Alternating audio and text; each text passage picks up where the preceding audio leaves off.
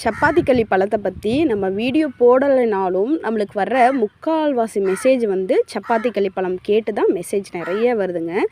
கள்ளிப்பழம் வந்து இப்போ கிடைக்கிறது ரொம்ப ரொம்ப ரொம்ப ரொம்ப ரொம்ப கஷ்டமாக இருக்குது. ஏன்னா நம்ம ஒரு 10 கிலோமீட்டருக்கு 20 கிலோமீட்டர் அதுக்கும் மேலே கூட போய் சுற்றுறோம். நிறைய பக்கம் சுற்றினாலும் கள்ளிப்பழங்கள் கிடைக்கிறது ரொம்ப கஷ்டமாக இருக்குது.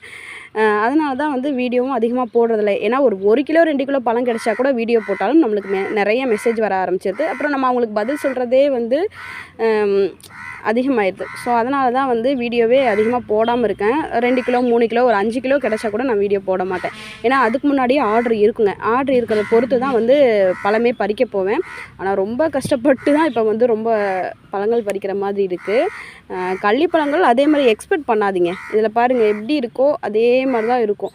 ரொம்ப பெருசாலாம் கிடைக்கவே கிடைக்காது கண்டிப்பாக. அது கிடச்சிச்சின்னா அந்த ஆர்டர் போட்டவங்களுக்கு அந்த டைமில் கிடச்சிச்சின்னா